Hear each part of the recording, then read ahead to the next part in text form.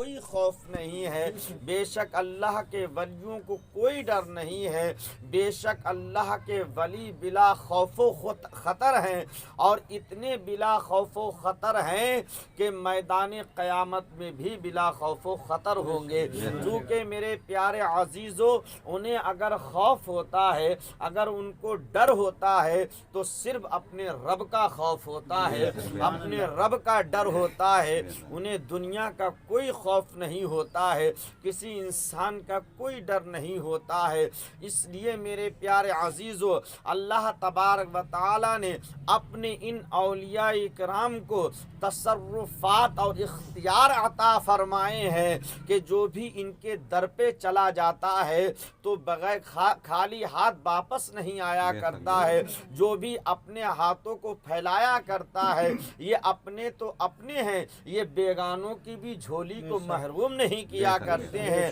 بلکہ بھر دیا کرتے ہیں۔ الحمدللہ ہم سنی اہل سنت والجماعت ہیں۔ آپ تمام درگاہوں پر دیکھ لو، چاہے وہ میرے خواجہ معین الدین چشتی رضی اللہ تعالی عنہ کی بارگاہ ہو، چاہے حضور صابر پاک کلیری رحمت اللہ تعالی علیہ کی بارگاہ ہو، غرض کے میرے پیارے عزیزو تفصیل سے نام لینا بڑا مشکل کام ہے۔ اتنا سمجھ لیجیے جمیع اولیاء کرام کے مدارات پر ان کی بارگاہ میں جا کر آپ دیکھ لیں تو نہ جانے کتنے غیر میرے اولیاء کرام سے مانگتے ہوئے نظر آیا کرتے ہیں، اور نہ جانے ان کی زبانوں پر یک بک یک نہ جانے کتنے لوگوں کی زبانوں سے یہی نکلا کرتا ہے کہ ہمارا بھلا اسی در سے ہوا ہے، ہمارا کام اسی دربار سے بنا ہے۔ پتہ یہ چلتا ہے میرے پیارے عزیزو، اولیاء کاملین بزرگان دین کو اللہ تبارک و تعالی نے بڑی طاقت عطا فرمائی ہے، بڑا تصرفات عطا فرمایا ہے، بڑا اختیار عطا فرمایا ہے کہ جو بھی چلا جاتا ہے اور جو ولی کے دربار سے مانگا کرتا ہے اللہ کا ولی اس کو عطا فرما دیا کرتے ہیں۔ میرے پیارے عزیزو، آج یہ 11ویں شریف کا مہینہ ہے تو تمام اولیاء کاملین کا ذکر و اذکار ہوتا ہے، لیکن اس مہینے میں میرے پیارے عزیزو جو غوث اعظم رضی اللہ تعالی عنہ کے نام سے منسوب ہے 11ویں شریف، میرے پیارے عزیزو تو دیکھیے اللہ تبارک و تعالی نے حضرت غوث پاک رضی اللہ تعالی عنہ کو کتنا بڑا اور کتنا عظیم مرتبہ عطا فرمایا ہے کہ جس طریقے سے تمام رسولوں میں اللہ کے رسول جناب محمد الرسول اللہ صلی اللہ تعالی علیہ وسلم سب سے افضل ہیں،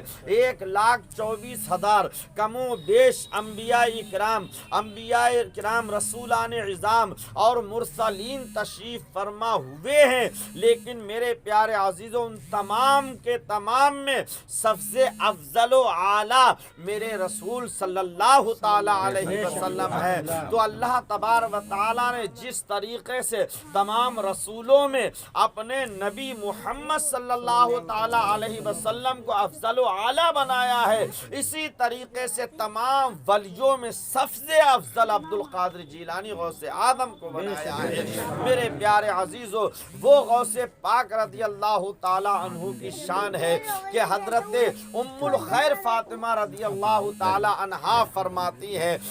کہ جس رات میں میرا بیٹا عبد القادر اس دنیا میں تشریف لانے والا ہے، ولادت ہونے والی ہے، اللہ اکبر میرے پیارے عزیزو، آپ کے والد محترم حضرت شیخ ابو صالح رضی اللہ تعالی عنہ فرماتے ہیں کہ میں آرام سے لیٹا ہوا ہوں، رات کی تاریکی ہے، لیکن یک با یک میری آنکھ کھل جاتی ہے تو میں کیا دیکھ رہا ہوں کہ میرا پورا گھر روشن ہو رہا ہے۔ اللہ اکبر میرے پیارے عزیزو، جب میں اٹھا اور اٹھ کر کے دیکھا تو میں حیران رہ جاتا ہوں کہ اللہ کے رسول صلی اللہ تعالی علیہ وسلم تمام صحابہ کی جماعت کے ساتھ میں میرے آنگن میں جلوہ افروز ہیں۔ حضرت شیخ ابو صالح رضی اللہ تعالی عنہ کا خود فرمان ہے کہ جس رات عبد القادر جیلانی کی ولادت ہوتی ہے، اس رات میں اللہ کے رسول تمام صحابہ اکرام کے ساتھ میں حضرت ابو صالح کے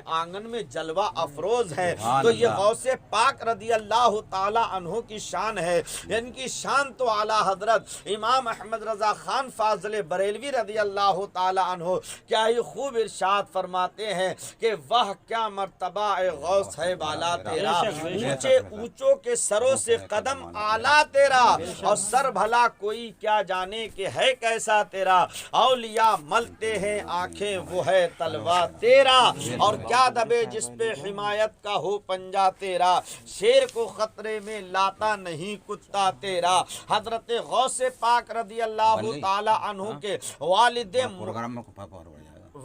محترم کے کیا ہے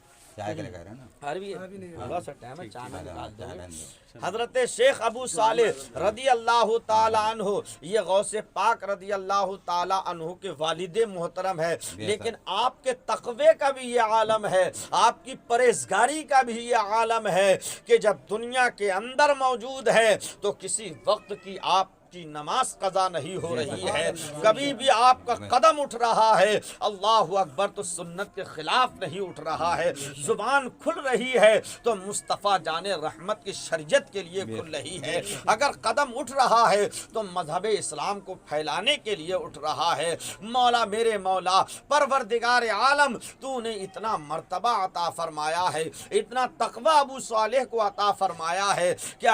اگر بھول سے بھی میرے پیارے عزیزو اگر کوئی سیب کھا لیا کرتے ہیں تو طبیعت قبول نہیں کرتی ہے، دل قبول نہیں کرتا، اسی چیز کا نام تو پرہیزگاری ہے۔ ہم نہ جانے کتنے لوگوں کی چیزوں کو بغیر اجازت استعمال کر لیتے ہیں، بغیر اجازت کھا لیا کرتے ہیں، لیکن جس شخصیت کو اللہ نے اتنا مرتبہ اور اتنا تقوی عطا فرمایا ہے اس کی طبیعت اور مزاج کے خلاف ہے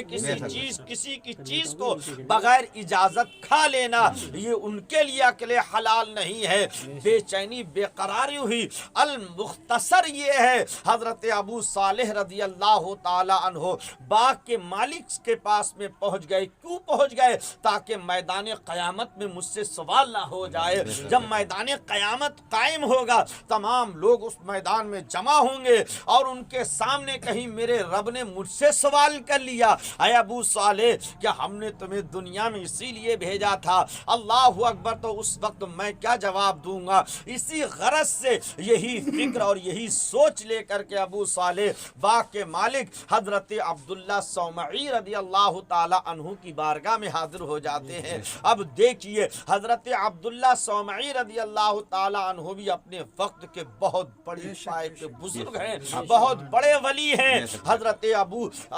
عبداللہ صومعی نے جیسے ہی حضرت ابو صالح کو دیکھا نظروں میں پہچان لیا ہے، یہ کوئی عام لڑکا نہیں ہے، کسی عام جگہ سے نہیں آیا ہے، بلکہ یہ کسی اعلیٰ خاندان کا چشم و چراغ معلوم ہوتا ہے۔ اللہ اکبر۔ عبداللہ صومعی رضی اللہ تعالی عنہ نے فرمایا کہ سنو ہم تمہیں سیب کی معافی دے دیں گے، لیکن ہماری شرط کو قبول